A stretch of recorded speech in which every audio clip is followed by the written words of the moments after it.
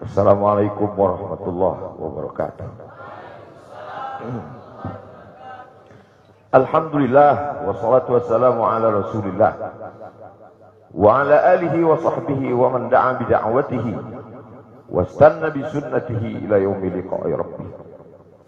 Al-habaib al-afadil al-ulama al-ajilla nafa'ana Allah bi ghaziri ulumihim wa bi husni adabihim wa lutfihim. Ja'alana Allah wa iyyahum ma'al habibil mustafa fi jannatihil ula. Orang yang menyambut beliau, kalau dia masih ada ikatan dinas, maka beberapa hari ini kita lihat orang itu dihukum dari jabatannya. Orang yang mengupdate status kalau menulis nama beliau, maka Instagramnya akan diblokir. Hanya menulis namanya saja, maka Facebooknya akan ditutup. Orang menjadi takut untuk menjenguk beliau, kecuali orang-orang yang takutnya sudah dihabiskan hanya untuk Allah SWT.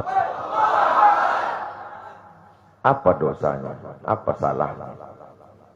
Berapa triliun negeri ini pernah dirugikannya? Berapa sumber daya alam, minyak, batu bara, nikel, uranium yang pernah dijualnya ke luar negeri?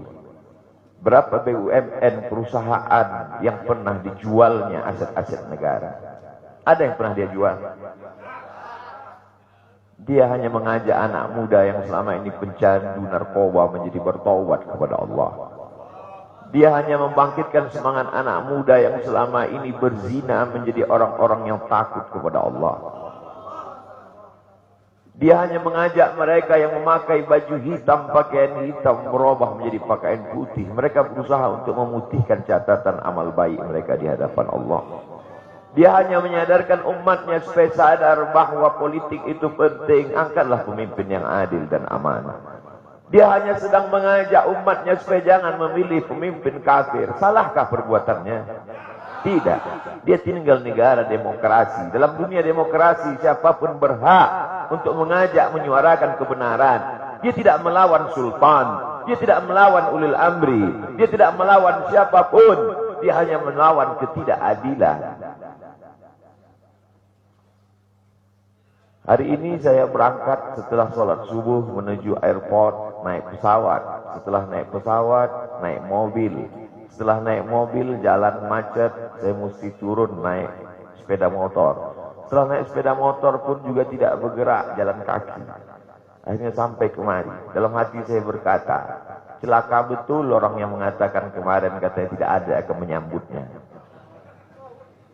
Sudah 3 hari, saya pikir 3 hari tidak ada orang lagi. Saya akan datang bisa duduk berdua dengan beliau. Saya tidak datang mau ceramah, saya tidak datang mau tausiah, saya tidak mau datang mau tablik akbar. Ternyata yang menyambutnya seramai ini, sebanyak ini. Orang berjalan kaki, anak-anak muda berjalan kaki, orang tua, ibu-ibu duduk di pinggir jalan. Apa yang membuat mereka datang kemari? Satu, cinta. Laghubaru ni'aliha ahabbu ilayya wa asfali balwaha, kata Qais. Debu yang menempel di sandal Laila lebih dapat menghilangkan rasa sakit dan duka. Hanya cinta kepada Laila, apalagi cinta kepada zuriat Nabi Muhammad sallallahu alaihi wasallam.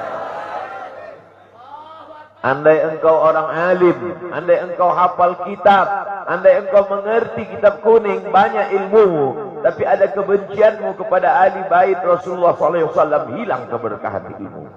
Andai engkau punya derajat seperti seorang wali, andai engkau diangkat Allah sebagai wali, maka jatuh derajat kewalianmu hanya karena kebencianmu kepada ahli bait.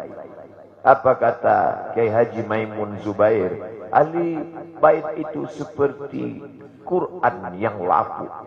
Andai ada ahli bait itu yang nakal, yang jahat sekalipun, dia tetaplah seperti Quran yang lapuk. Quran yang buruk, andai titiknya sudah tidak ada lagi, tak akan mungkin kau akan buang. Kau tetap juga akan jaga dia, kau akan cium dia. Kenapa? La yamassuhu illal mutahharun. Allah yang mensucikan. Seorang sahabat Nabi disuruh membuang air bekas daripada bekam Rasulullah SAW. Buanglah ini, kata Rasulullah. Lalu kemudian beliau pergi ke belakang. Setelah itu dia datang lagi menghadap Rasulullah SAW. Rasul tahu apa yang dia lakukan, karena Nabi dapat wahyu. Nabi terbuka hijab, tapi Nabi ingin bertanya kepada dia. Bukan Nabi tidak tahu. Nabi tahu, diberikan Allah pemberitahuan. Nabi ingin memberitahu siapa yang tidak tahu.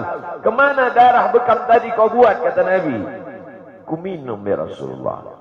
Mengapa engkau minum? Karena aku tahu bahwa darah yang mengalir dalam diriku membuat aku haram tersentuh api neraka.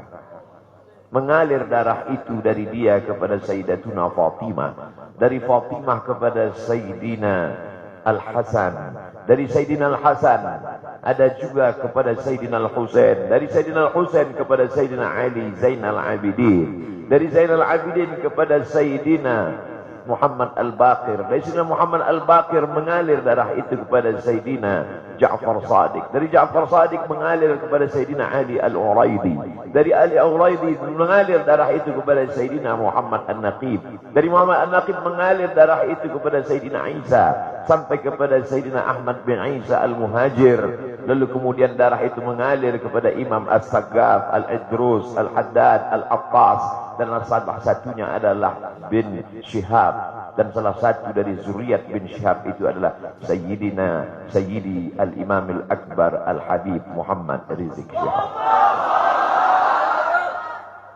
Kalau mau hidup tenang, beliau sudah tenang dengan anak menantunya, dengan cucunya, dengan ilmunya. Beliau meraih gelar LC dari Universitas Imam Muhammad Ibn Saud. Dia cukup dengan majlis-majlis maulidnya, cukup. Mengapa dia bersusah payah? Mengapa dia mesti kena fitnah? Dia hanya mengikut darah Sayyidina Al-Husain. Kalau mengikut Sayyidina Al-Hasan lembut, mengikut Sayyidina Al-Hasan lembut sentuhannya. Maka para ahli bait ini mengikut dua aliran, Sayyidina Al-Hasan dan Sayyidina Al-Husain. Kedua-duanya saya cintai. Habaib yang mengikut Sayyidina Al-Hasan, saya datang, saya cium tangan mereka, saya bersilaturahim. Lembut gaya mereka. Tapi mereka semua mengajak untuk mencintai Sayyidina wa Maulana Muhammad sallallahu alaihi wasallam. Tapi ada yang seperti Sayyidina Al-Husain, menggelegar suaranya, dia hunuskan pedangnya untuk musuh-musuh Allah. Keduanya adalah sama-sama diridhai Allah. Innal Hasan wal Husain sayyida syababi ahli jannah. Yang mencintai Sayyidina Al-Hasan, mencintai Sayyidina Al-Husain, yang mencintai zuriat mereka, keturunan mereka, maka dengan cinta itu bekal kita menghadap Rasulullah sallallahu alaihi wasallam. Andai aku dihadapkan nanti menghadap Allah, tahajudku tak sebanyak Imam Ahmad bin Hanbal, 300 raka'ah fil yaumi wal lailah, 300 rakaat sehari semalam.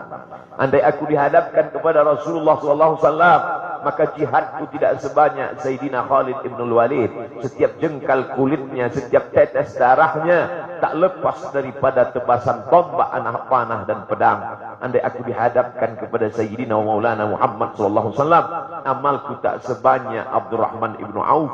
Lalu apa bekalmu, hai Abdul Somad? Adakah ceramah-ceramahmu itu bisa kau jadikan bekal menghadap Allah? Tidak. Sebagiannya sudah diambil oleh tatapan mataku. Yalah, aku pernah mencintai keturunanmu. Aku pernah mencintaimu zuriat.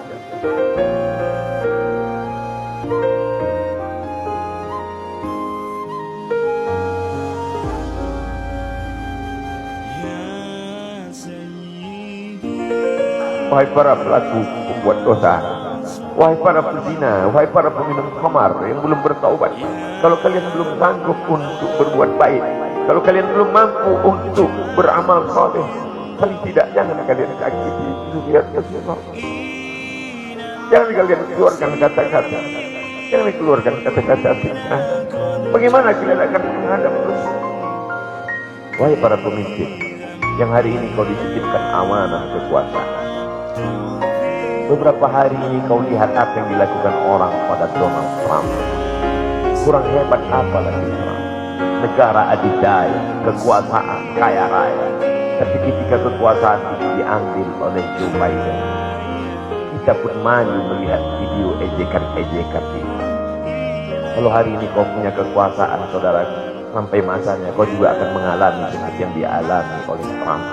Jabatan dicabut.